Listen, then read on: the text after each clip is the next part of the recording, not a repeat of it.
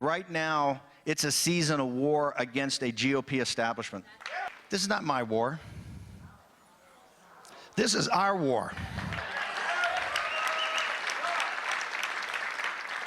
And you all didn't start it. The establishment started it. But I will tell you one thing. You all are going to finish it. You know, there's time for mea culpa.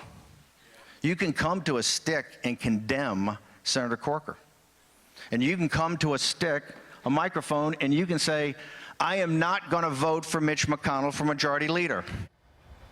Donald Trump's former chief strategist, Breitbart's Steve Bannon, used his platform at the Annual Values Voter Summit to declare war on the Republican establishment and to deliver an ultimatum to Senate Republicans. Declare your personal loyalty to Donald Trump or face an alt-right primary. Bannon announced his slate of insurgent candidates who could threaten the seats of incumbent Republicans if they don't comply. He calls it the League of Extraordinary Candidates. No, you're not watching the previews to a Marvel movie. And he's targeting senators like Dean Heller, Jeff Flake, and Orrin Hatch, vowing to replace them with candidates like gun-toting, Ten Commandments erecting, disgraced former Alabama Supreme Court Justice Roy Moore, who beat Trump's pick in the primary for Jeff Sessions' open Senate seat in Alabama, plunging Donald Trump into his latest sullen mood, according to reports. Moore, who again represents Bannon and the so-called alt-right's model perfect candidate, has a habit of saying things like this. Now we got blacks and whites fighting, reds and yellows fighting, false religions like Islam, who teach that you must worship this way are completely opposite of what our First Amendment stands for. I believe in the Second Amendment.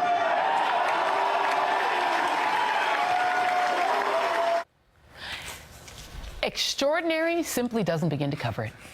Joining me now, NPR White House reporter Jeff Bennett, former Breitbart media consultant Kurt Bardella, conservative commentator Kirsten Haglund, and National Republican consultant Caton Dawson. My league of extraordinary panelists, because I love the Marvel sound of it. I'm going to go to you first, Kurt, because, you know, there is something sort of juvenile about Bannon. He's up there saying you will declare your fealty to Donald Trump or everybody goes down. They'll take down the entire Republican establishment. And he did create this thing called the League of Extraordinary Candidates, which sounds silly, and it includes essentially trying to replace sort of, you know, typical leaders with people like Eric Prince, the former head of Blackwater, and Roy Moore. Is that something that the Breitbart world wants? Well, this is something that Steve has certainly wanted for a good long time now, and people forget that back in 2014, before anybody knew who Steve Bannon was, before anybody had heard really of Breitbart News, Steve was trying to do this exact same thing and challenge incumbents in the Republican side across the board in Louisiana, in Mississippi, in Kansas, in Tennessee, and he lost every single one of those because at the time the thought was, well, this guy's on the fringe, Breitbart's on the fringe, who cares what they really think? They're a bunch of whack jobs, they have no chance.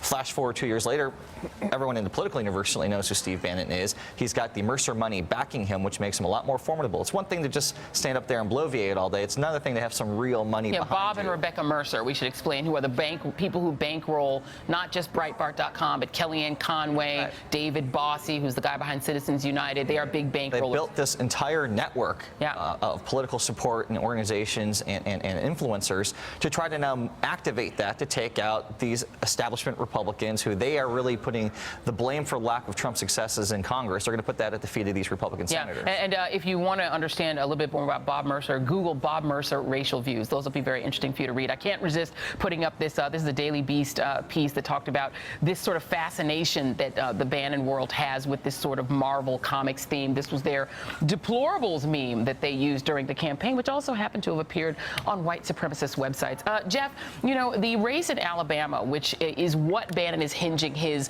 theory that he can get people elected and take people down is based on. But in terms of your reporting, do Republicans on the Hill believe that Luther Strange was going to lose anyway and that Bannon is just taking advantage of it? Well, that's right. I mean, one of the reasons why Luther Strange lost had to do with things that were specific to that race, right? I mean, it's the case for all special elections.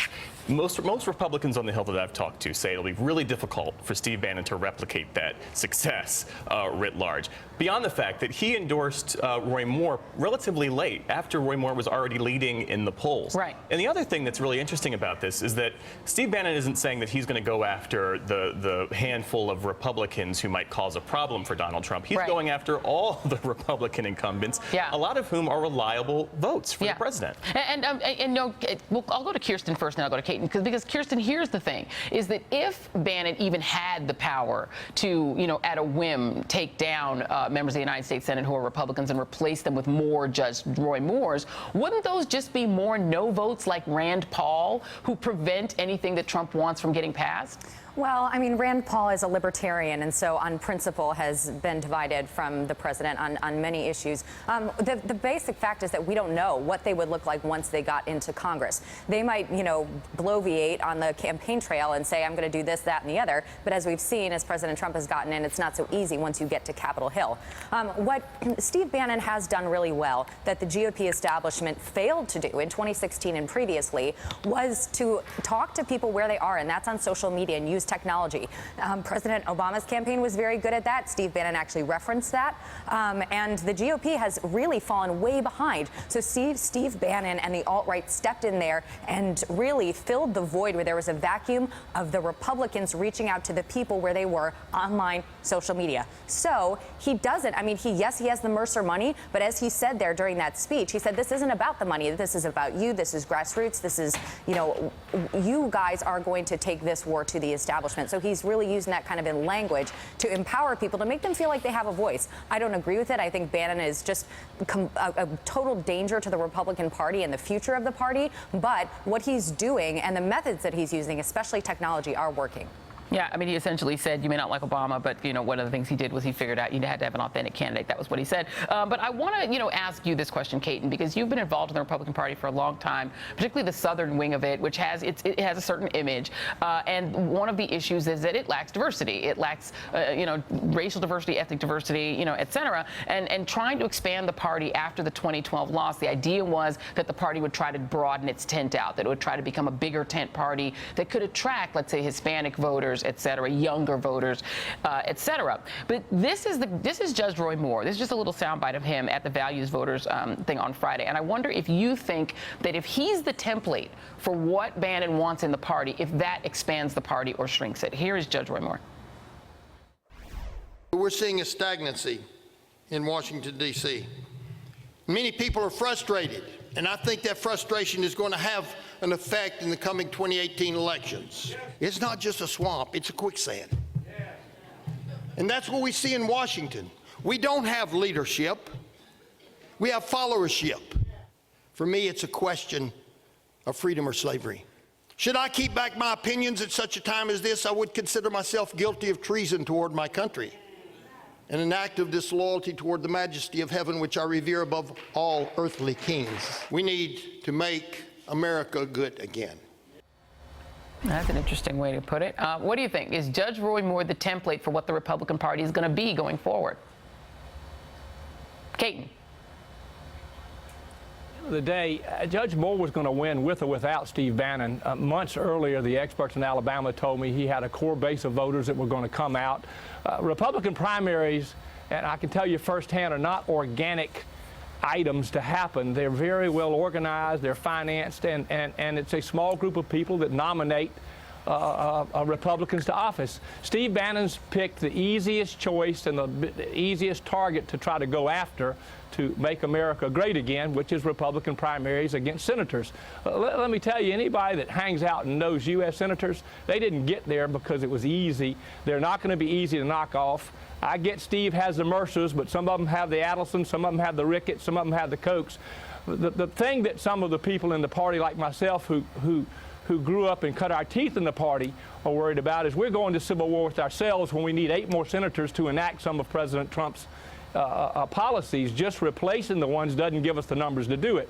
So I think Steve's going to have a really fun time. I don't think he's going to be that successful in building a national coalition, because you don't do that at the top.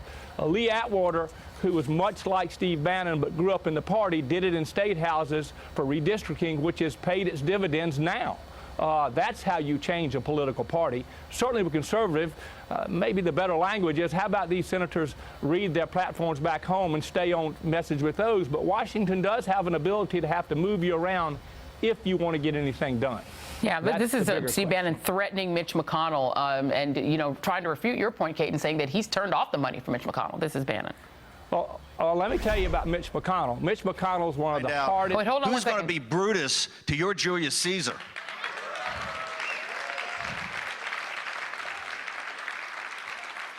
Yeah, Mitch, the donors are not happy. They've all left you. We've cut your oxygen off, Mitch. Okay? Is Mitch McConnell likely to take that threat seriously, Caton?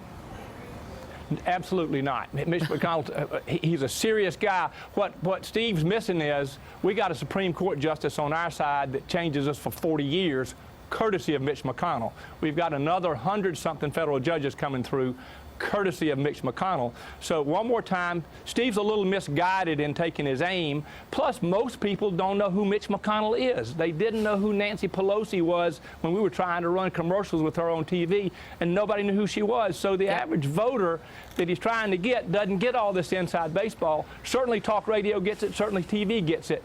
But it's a lot of bluster. Now, Steve's talented, don't get me wrong, but we're going to, one more time, the Republican Party is going to circle the wagons, we're going to pull our guns out, and we're going to shoot at each other. I'll tell you that Bannon's going to have other people on the other side shooting. You just scared We're everybody not with the gonna judging. I just want to go fold around our really quickly tent and because I want to play quit. one more Steve Bannon site because at a certain point also people might realize that he's a little weird. This is what he had to say yesterday about the fourth turning. This is the fourth great turning in American history. We've had the Revolution. We've had the Civil War. We've had the Great Depression and World War II. This is the fourth. And we're going to be one thing. It's going to take 5, 10, 15, 20, 25 years to go through this.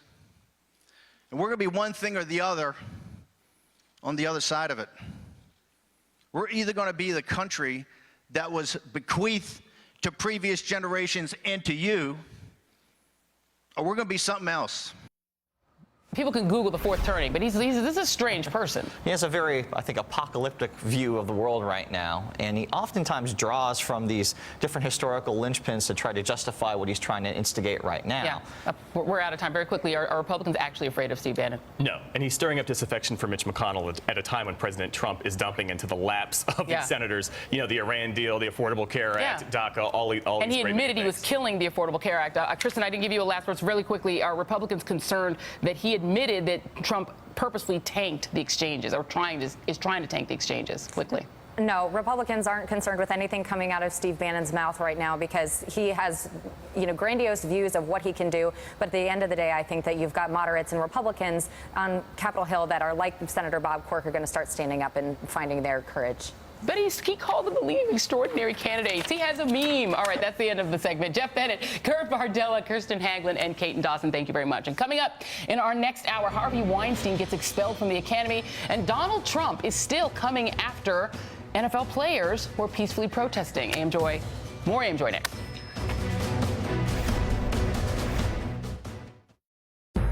You're watching MSNBC International.